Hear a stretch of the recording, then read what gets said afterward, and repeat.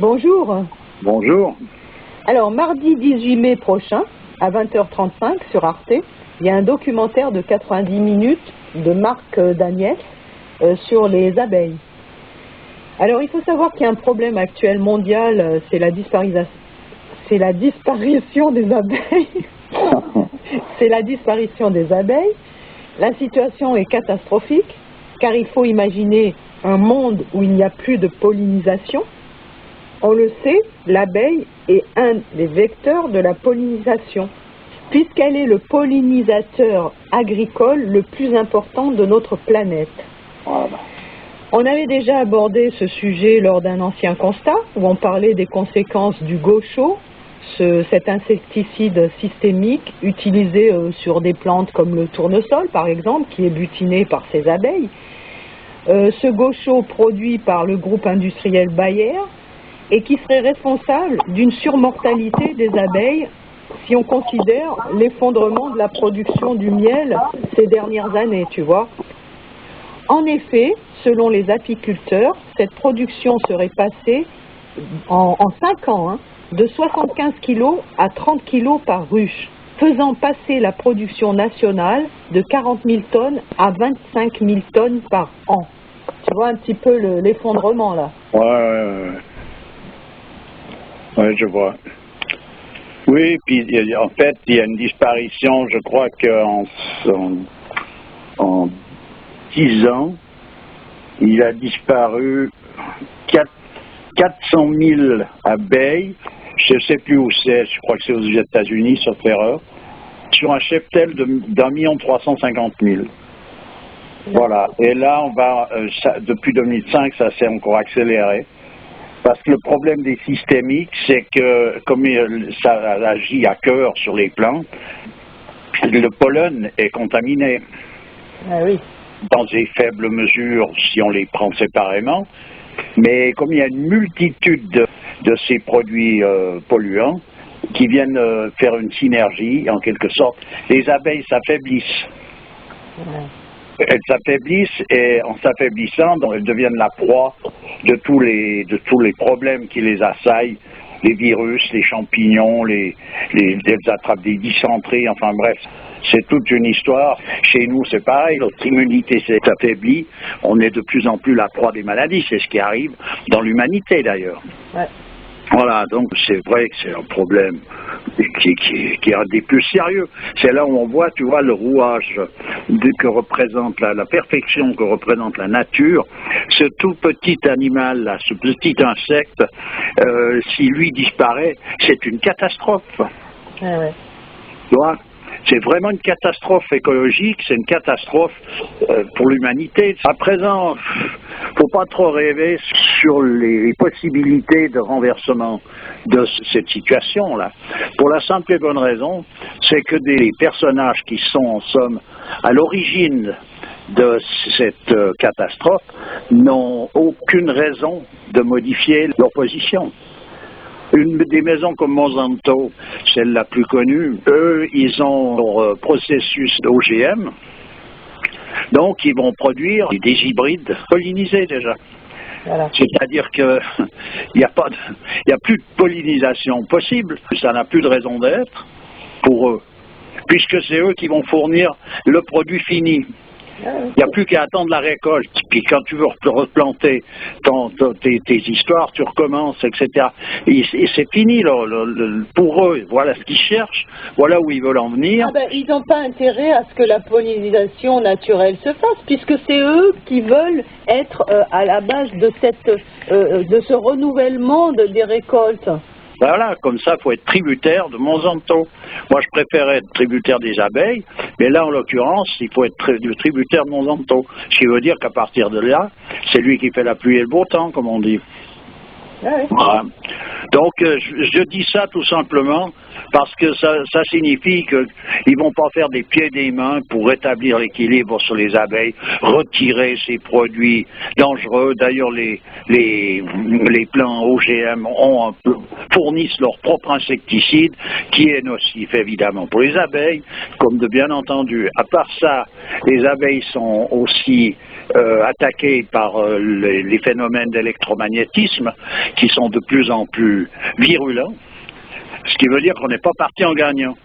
Voilà. Et pour en revenir à cette histoire de mainmise sur la pollinisation naturelle, quoi, qui veulent arrêter, des groupes comme Monsanto, ça va devenir illégal de posséder, c'est déjà le cas d'ailleurs, de posséder des graines qui se renouvellent d'une année sur l'autre, tu vois.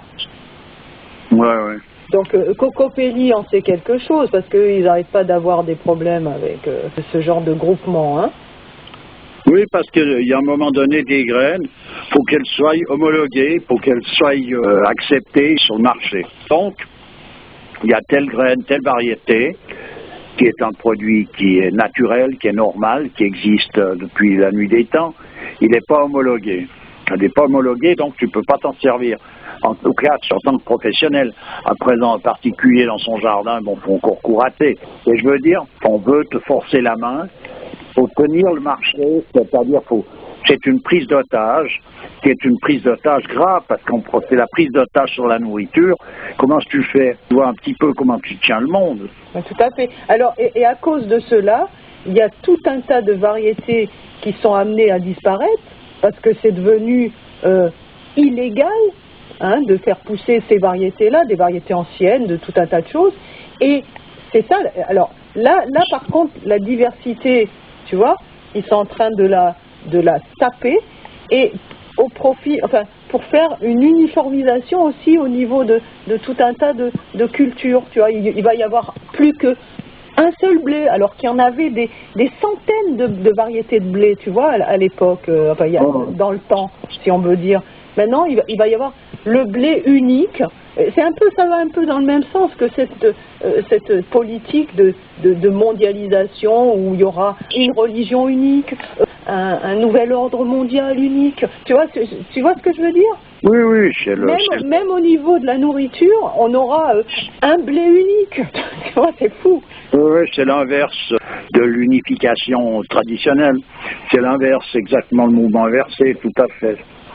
Oui, on y est en plein. Puis là, je te dis, le gros problème, c'est que les personnages qui sont les fomenteurs de toute cette supercherie tiennent le couteau par le manche sur le plan pratique. Ce qui veut dire que tu te batailles tant que tu peux pour maintenir une variété de graines. Si eux, ils envahissent le décor. Ensuite de ça, leurs produits fabriquent des hybrides. C'est une catastrophe. Une catastrophe. Sans compter, donc, ce qui est possible comme mutation parmi ces produits-là. Et puis à l'intérieur de nous qui consommons ces produits-là, parce que quand tu consommes un produit qui a été manipulé génétiquement, que devient cette manipulation à l'intérieur de ton corps? Est-ce qu'elle continue? Tu vois ce que je veux dire? Oui, mais je comprends bien. Mais c'est le dernier de leurs soucis. Tu vois, eux, ils se garantissent apparemment, dans le sens qu'ils ont tout ce qu'il faut pour eux. Ils ont prévu tout ce qui pouvait arriver comme catastrophe. En tout cas, ils le croient.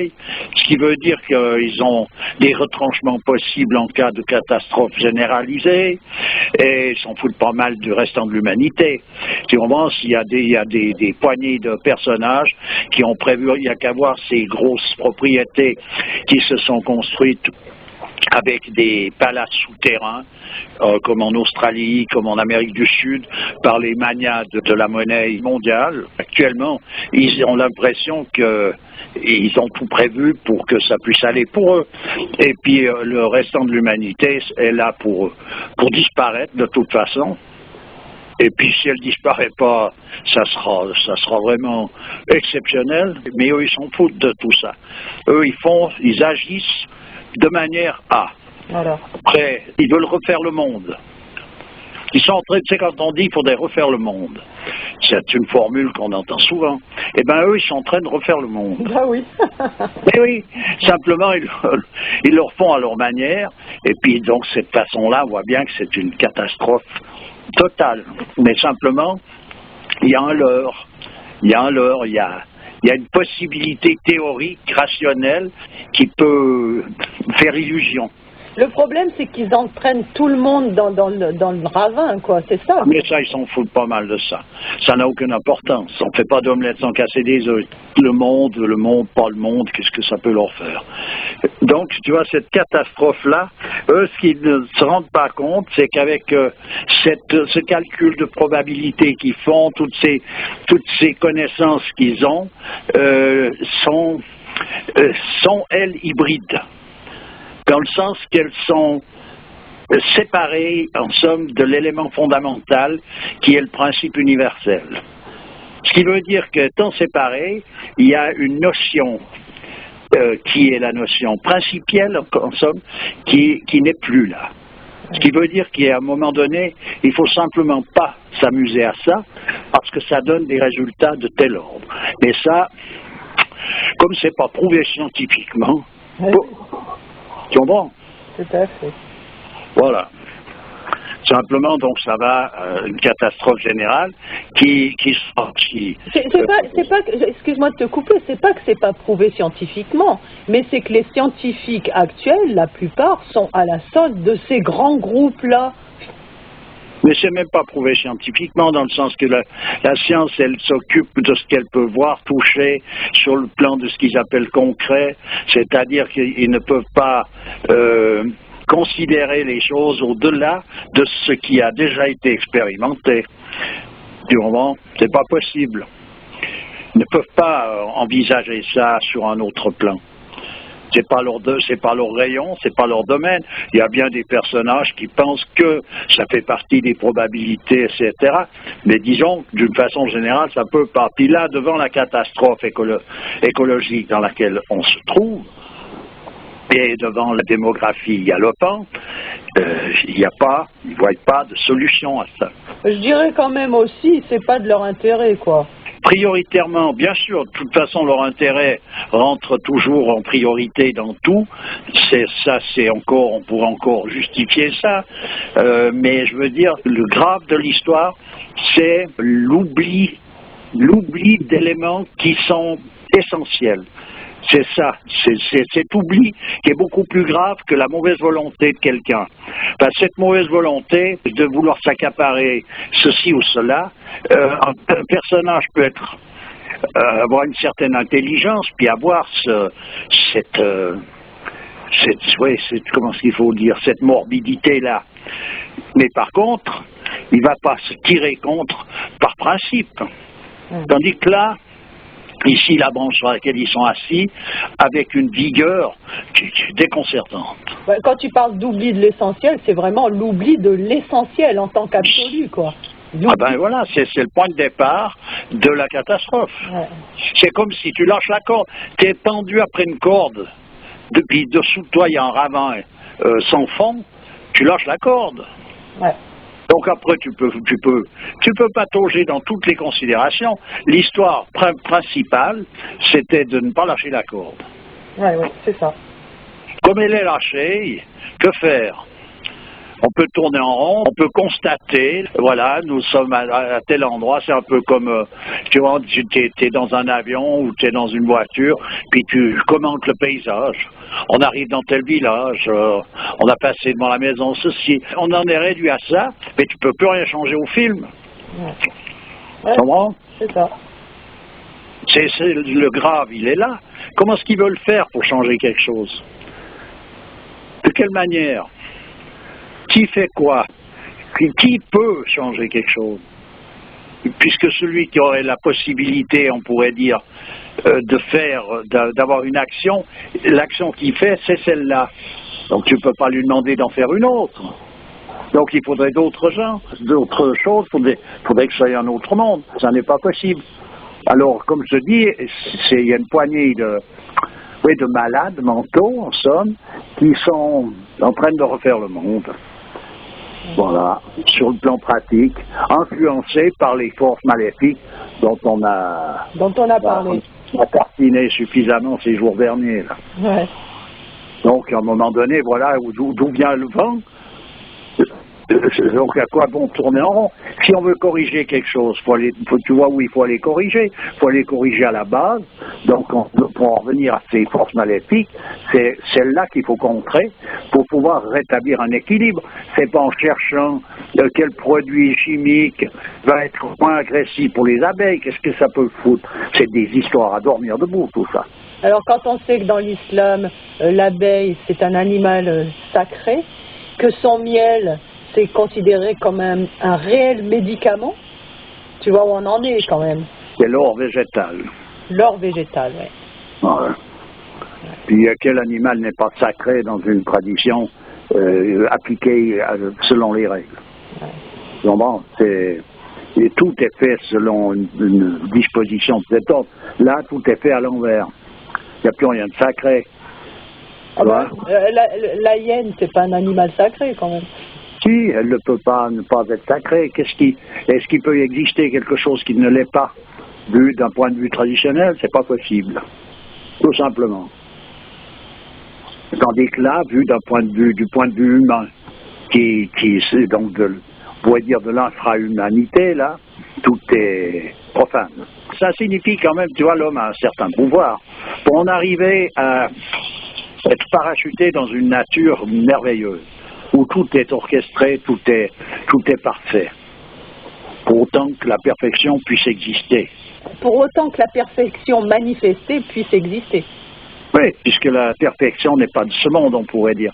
Il n'y a pas d'absolu, sinon l'absolu comme tel, donc la perfection c'est pareil. Ouais. Donc ça veut dire que dans ce monde, qui est, on pourrait dire en tout cas relativement parfait de ce fait-là, il n'y a pas de problème. Il n'y a pas de déséquilibre. Il n'y a pas un moment où il y a eu une erreur dans la création. C'est pas une erreur. Tu comprends les prétendus savants dans lesquels ils veulent arranger la nature parce que la nature elle a des bévues, il y a eu des erreurs en somme dans la création. Donc il faut corriger ça. Tu vois un petit peu cette folie dans laquelle on peut rentrer. Eh ben on a réussi à tout détruire au nom du progrès, de l'amélioration des conditions de vie. Ouais. On a réussi à tout détruire. Quand je dis tout, c'est tout. C'est pas à peu près. On a détruit l'eau, la terre, l'air, tout a été détruit. Pour améliorer les conditions de vie de l'humanité. Est-ce qu'il ne faut pas en avoir pris un coup de bambou sérieux pour en arriver à ça? Là, ils se sont ratés. Tu veux dire qu'ils ne sont pas ratés? Oui, ils ne sont pas ratés alors. Non mais, franchement parler, tu t'imagines un petit peu un état de folie pareil? Ouais. Okay. Écoute, je te remercie bien. Ben écoute, c'est toujours avec plaisir. Hein. Et puis à bientôt. On va faire donc un petit break et à bientôt. D'accord. Allez, au revoir. Au revoir.